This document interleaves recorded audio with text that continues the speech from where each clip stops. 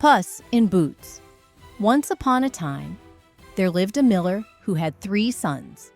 The miller had a mill, a donkey, and a cat. When he got sick and died, his sons shared their father's property among themselves. When the eldest son took the mill, the middle son took the donkey, and the youngest son was left with only a cat. The little brother was very upset about the share. "My brothers took everything and gave me nothing," he murmured. He said, "How can I make a living out of this?" The cat looked at him and said, "Sir, I can be more useful to you, but give me a hat, a pair of boots, and a sack, just like the hunters wear when they go hunting." The young boy didn't trust the cat's words, but he had no other choice. He saw him many times doing various cunning games to catch rats. Since he had no one else to trust, he gave the cat the stuff he wanted. Cat wore the boots and the hat. Puss in Boots ran into the woods to the rabbit nest, which he knew very well, with a sack in his hand. He put some lettuce and carrots in the sack and put it in front of the rabbit's nest. He waited for the rabbit to get into the sack to eat the lettuce and carrots. Soon after, the rabbit came and entered into the sack. The cat took the sack and went straight to the king's palace and said he had brought a gift to the king. The Puss in Boots, who appeared before the king, said, "My king, this gorgeous pink rabbit belongs to my lord, Marquis of Carabas. My lord asked me to bring this to your majesty as a humble gift.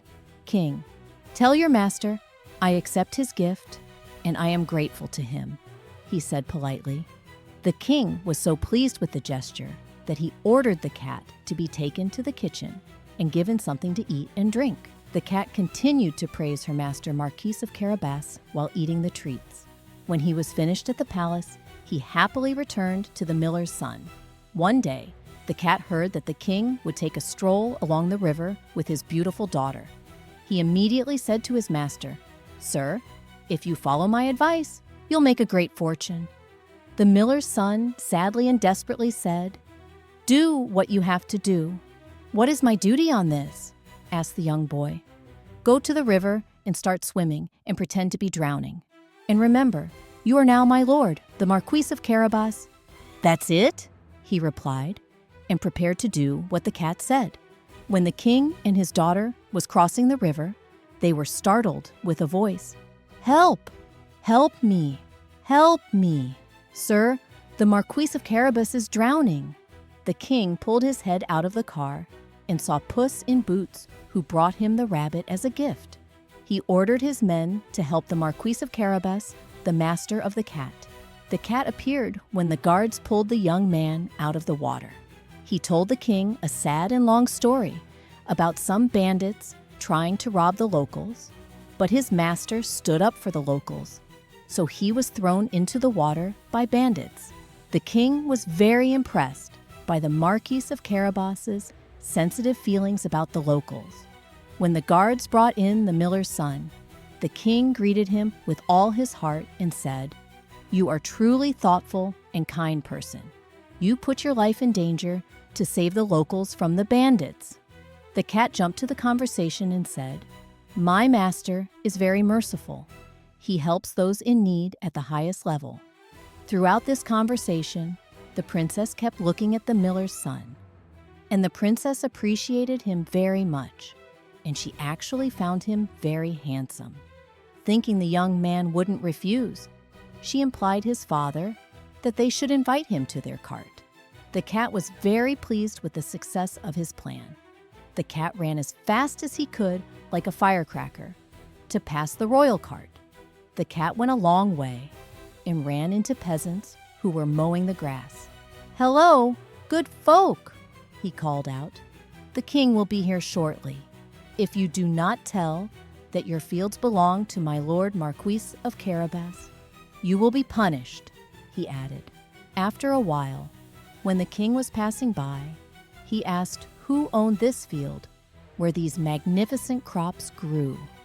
The harvesters trembled and said, "This belongs to our lord, the Marquis of Carabas."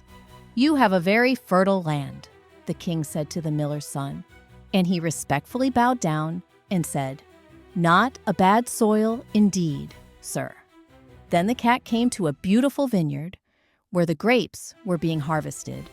He interrupted the workers who were picking the grapes and said, "The king will pass through here today, and if you do not tell that this beautiful vineyard belongs to my lord, the Marquis of Carabas, you will be severely punished."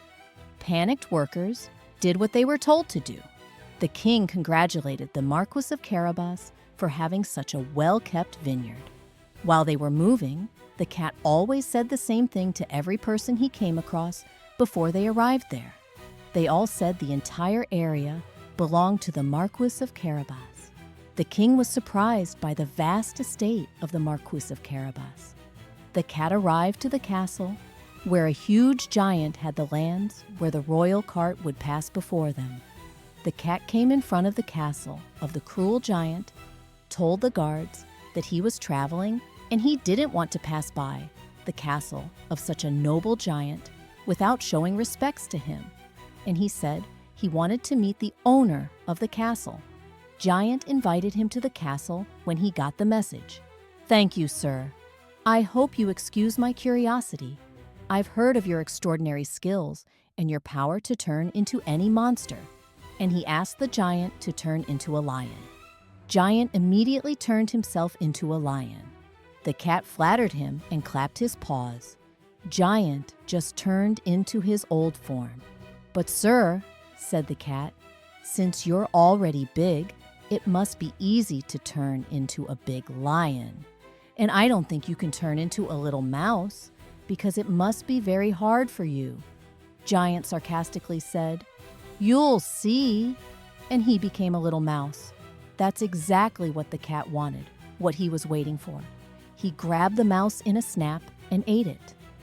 This was the end of the giant now. That's when the king came across the castle and wanted to pass through. Hearing the wheels of the cart, the cat rushed to greet the king and the princess at the door. "I've never seen such a beautiful castle in a courtyard. Please let us in," Princess said. The miller's little boy reached out to help the princess to get out of the car. They all went into a big hall where a wonderful dinner was ready. And they sat down at the feast of all kinds of fine food. During the feast, fascinated by the good qualities of the miller's son, the king leaned towards the miller's son and said, "Would not you like to marry to my daughter?" "I would be more than happy to do that," the young man replied. The princess said the same thing by lowering her eyes. So the miller's son married the princess and became a prince at the palace, and they lived a long and happy life after that.